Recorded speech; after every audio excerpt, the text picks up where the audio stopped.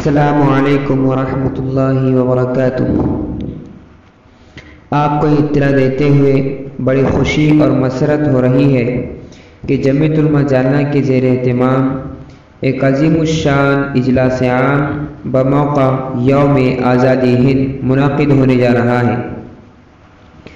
زیر سرپرستی حضرت مولانا رئیس احمد صاحب ملی دامت برکاتہم العالیہ، نائب صدر جمعیت علماء ضلع جالنہ، بتاریخ 15 اگست بروز جمعرات بعد نماز مغرب، بمقام حضرت بلال رضی اللہ عنہ مسجد ماما چوک جالنہ، زیر صدارت حضرت مولانا حسن صاحب ملی صدر جمعیت علماء ضلع جالنہ و ناظم مدرسہ عربیہ ارشاد العلوم مجرے باڑی جالنہ، مقرر خصوصی شیر مہاراشٹر حضرت مولانا حافظ ندیم صاحب صدیقی صدر جمعیت علماء مہاراشٹر، عنوان جنگ آزادی میں مسلمانوں کا کردار اور موجودہ حالات۔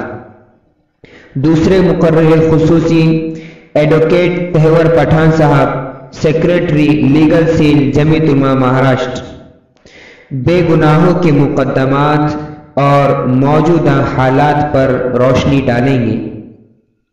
آپ تمام سے درخواست ہے کہ اپنے دوست احباب کے ساتھ اس پروگرام میں شرکت کریں اور اس میسج کو زیادہ سے زیادہ شیئر کریں۔